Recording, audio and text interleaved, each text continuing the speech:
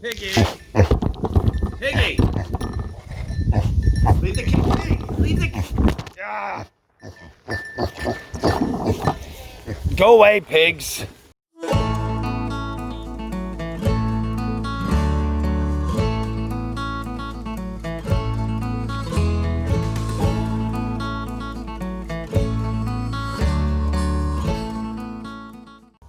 Hey everybody, I'm Chip. Welcome back to Hidden Oaks Homestead.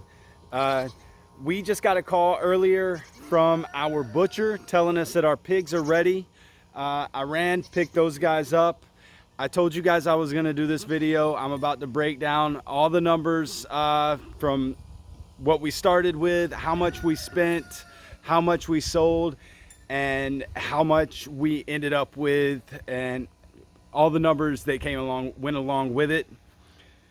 Kind of reluctant to do this video because this is our first time doing it. We made some mistakes. We got some things that we need to work on, but we had a blast doing it, and we're gonna do it again, and probably a little bit bigger next time. So, but before we get into all that, I gotta let the goats out. And if you could go down right now and subscribe, hit the like button, and ring the notification bell.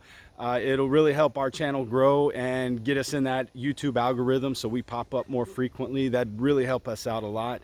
So we'd appreciate it if you did that for us. And also, you will see our content as soon as it becomes available. So please do that for me real quick while I go let these goats out. Not dogs. I just saw Roscoe, made me think of dogs. I'm gonna let the goats out.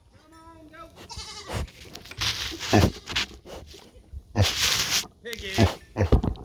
Piggy! Leave the pig! Leave the... Ah. Go away, pigs! Go away!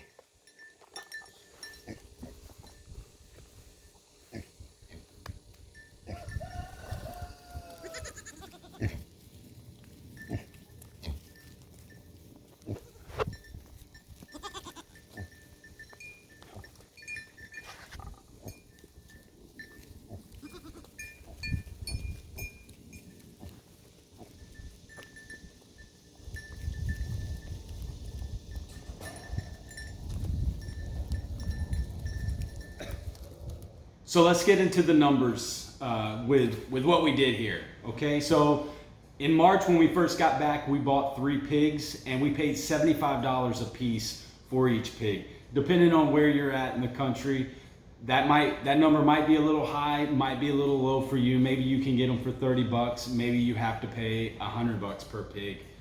I don't know for you. That's where I'm at. I probably could have got them cheaper if I had went to the livestock auction and purchased them there, but that wasn't something that we even knew about at the time. So I found these pigs on Craigslist. They were Tambrook Yorkshire crosses. They're really good pigs. So I spent $225 for the 3 pigs.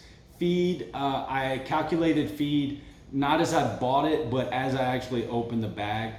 So that way I got some feed that was left over that they didn't end up eating, so I don't count that towards the cost of my feed. So I spent $510 in feed, which takes my total cost for these pigs for purchasing and raising them to $735. When we sold the pigs, we sold them at $2 a pound. We kept one for ourselves, and then the other 2 we sold as half pigs. So we charged $2 a pound, and my reasoning behind $2 a pound, I probably could have went higher. Being my first time, I didn't want to charge higher and then somebody feel like they were being taken advantage of and lose business next time, because this is something that I want to turn around and do this again because we really enjoyed it, and our goal isn't to get rich off of it. It's just to break even and get a free pig out of it. That's really all that we're looking to do. So we kept the smallest pig for ourselves. The smallest pig weighed 95 pounds. The heaviest pig was 114 pounds, and this is hanging weight. This isn't live weight. They were my pig was probably a little under 200 pounds. The other two probably a little over 200 pounds. But so hanging weight for the first pig was 114, which ended up being 57 pounds per half. So that was $114 per half pig, if you're following me. 57 pounds per half, $2 a pound. That's $114 per half.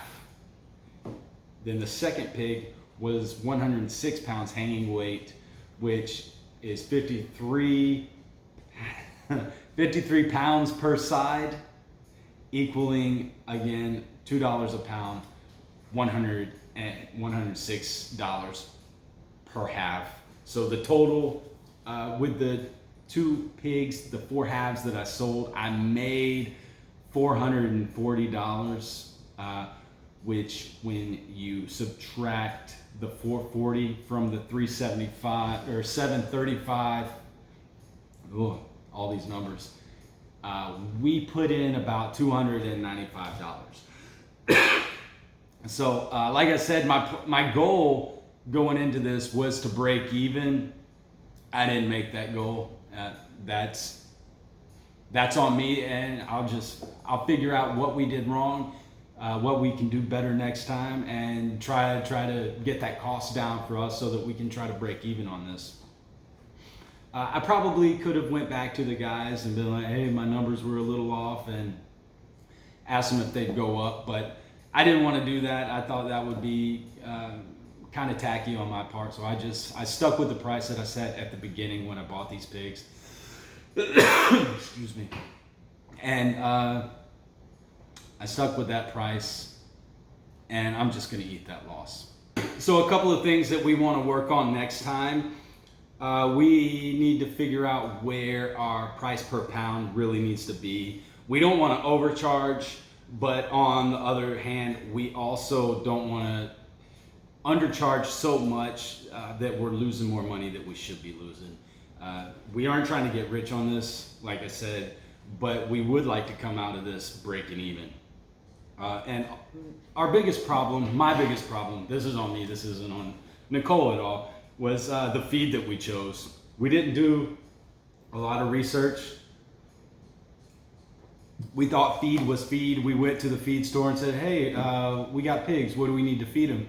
And they said, here, feed them this. And that's what we fed them the whole time.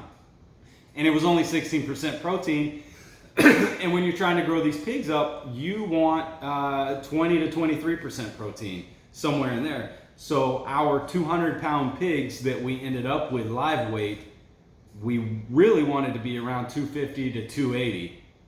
And not getting them to the size that we wanted to really hurt us with our end price, with our final that we got. So if we could have got them grown out to the size that we wanted, we really would have got back some of that money that we invested.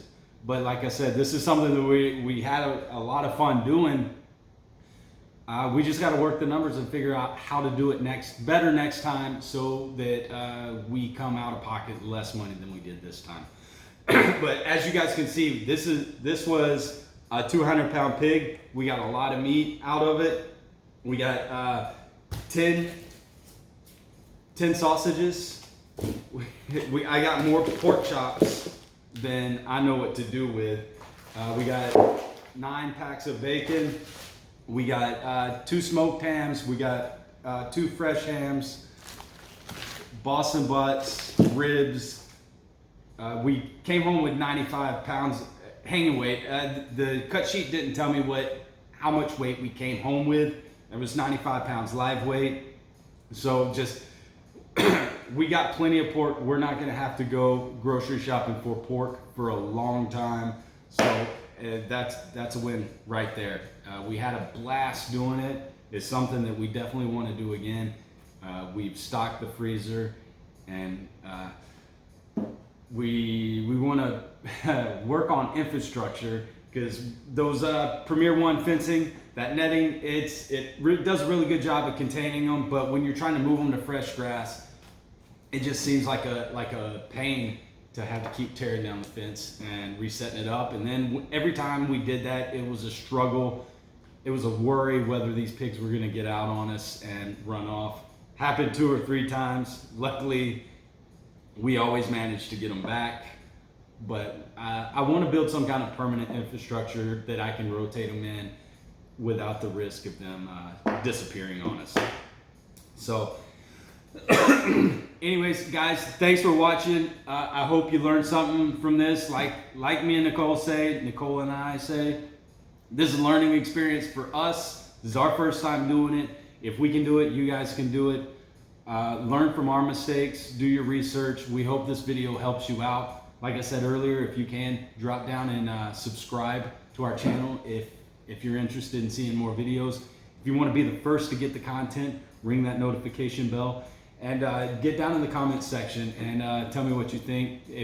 If you think there's a better way to do this, if you got a secret that you want to let me in on how to get the most money out of pigs, please jump down there. If this is something that you want to get involved in, let us know that too. We'd love to hear it. Nicole loves spending her time in the comments section, answering comments, replying. Just give us that feedback. We love it. And we will see you on the next video.